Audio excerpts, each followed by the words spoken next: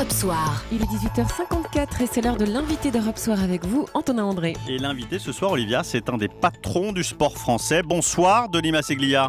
Bonsoir. Vous êtes président du Comité national olympique français. Le 7 février prochain, les JO d'hiver s'ouvriront à Sotchi, en Russie. 2 attentats en 24 heures se sont produits à quelques centaines de kilomètres du site olympique, 31 morts.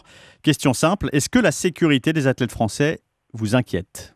Alors d'abord, je ne pense pas qu'il faille distinguer les athlètes français des autres. Tous les athlètes sont mis sous la protection des autorités russes auxquelles les Jeux olympiques ont été confiés.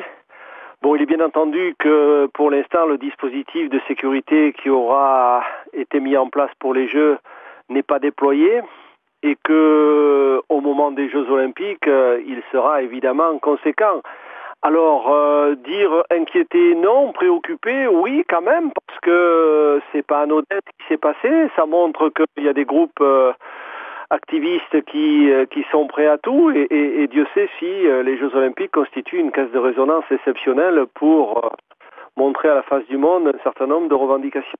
Justement, Denis Masséglia, dans le journal de Mathieu Charlier à 18h30, la skieuse Ophélie David nous disait qu'elle craignait pour la sécurité de ses proches à Sotchi et que ni son mari ni sa fille ne feraient le déplacement. Est-ce que, par exemple, vous recommandez aux sportifs français de ne pas forcément aller à Sotchi en famille ? Sincèrement, je pense que la sécurité de celles et ceux qui sont les accompagnateurs, les supporters, ceux qui ont acheté des billets, va être assurée parce que les contrôles vont commencer loin en amont des sites de compétition. Alors maintenant, est-ce que pour autant on peut être dans une garantie absolue ? Je ne peux pas le dire et je me garderai bien de le dire. Ce qui est sûr, c'est que les autorités russes et le CIE ne vont pas rester inactifs et que ce qui vient de se passer va probablement les inciter à faire encore plus. Et Dieu sait si, sur le plan de la sécurité, ça a dû être sérieusement préparé. Voilà. Bon, on est quand même à 1 mois et demi. Alors, c'est qu'à la fois, c'est préoccupant, mais on peut se dire aussi que tout le dispositif n'a pas été déployé. Et donc, ça peut être rassurant de ce côté-là. Est-ce que les Russes, déjà, vous ont fait passer un certain nombre de consignes, vous ont briefé les autorités françaises pour que vous... Je ne sais pas si au niveau de l'État et en particulier du Quai d'Orsay, il y a eu quelque chose. Je ne pense pas parce que sinon, Jean Lévy, qui est l'ambassadeur en charge du sport, nous aurait prévenu. Probablement que ça va se faire et que l'on aura certainement quelques consignes de prudence. Alors c'est toujours pareil, au moment des Jeux, la sécurité absolue est assurée dans le village et sur les sites de compétition. Est-ce qu'elle est la même en dehors des sites, dans dans l'environnement immédiat des Jeux? Probablement pas. Est-ce que pour autant on a à craindre ? Oui, mais je pense qu'il y aura une présence policière qui sera tellement importante qu'elle pourrait être aussi dissuasive. Vous côtoyez les athlètes régulièrement. Hein.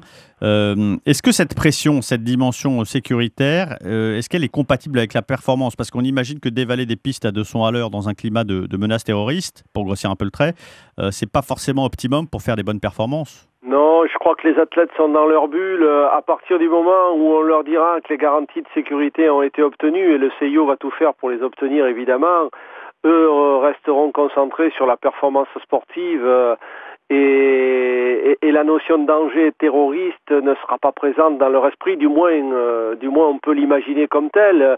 Vous savez, il y a eu aussi des attentats terroristes à Londres immédiatement après le résultat du vote du CIO en faveur de Londres. Il y a eu aussi un attentat à Atlanta en 96.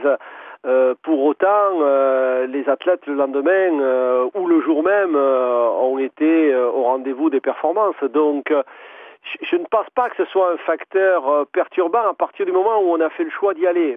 On fait confiance aux autorités qui sont en charge de la sécurité. Mais si on prend un peu plus de recul, au fond, il y aura effectivement 40 000 policiers dans la ville de Sotchi, un accès très limité à la ville, interdit aux non-résidents 1 mois avant les JO. Les Russes eux-mêmes aujourd'hui ont du mal à y accéder. Est-ce que ça n'est pas gênant ça pour l'esprit olympique, cette espèce de coupure de la population ? Oui, bien sûr que c'est gênant. Ça va ternir la fête olympique. Je ne sais pas comment le dire. C'est peut-être le prix à payer au gigantisme des Jeux et à la médiatisation dont ils sont l'objet. Donc voilà, les Jeux sont devenus quelque chose de tellement énorme que ils sont aussi un pôle d'attraction pour ceux qui sont prêts à tout. On va terminer sur une note positive, si vous voulez bien. Enfin, Oui. positive, je ne sais pas, d'ailleurs, c'est vous qui allez me le dire. Tessa Worley, qui était notre principale chance de médaille d'or, s'est blessée. C'est qui aujourd'hui les chances de médaille, les espoirs français au JO d'hiver? Alors, la problématique, je veux dire, on a un clin d'œil qui est quand même bizarre de l'histoire, là, au moment où le 1er et le 2 février, il y a un week-end du sport féminin, ça sera 5 jours avant la cérémonie d'ouverture, et le ski alpin féminin est privé de ses 2 championnes du monde 2013, donc celle qui était porteuse de beaucoup d'attentes. Alors, le ski français, pour autant, n'est pas démuni, il y a une grande diversité de performances, mais des noms? peut-être Vous nous plus donnez chez les quelques hommes noms que chez les pour... femmes. Voilà, il manquera des femmes, certainement.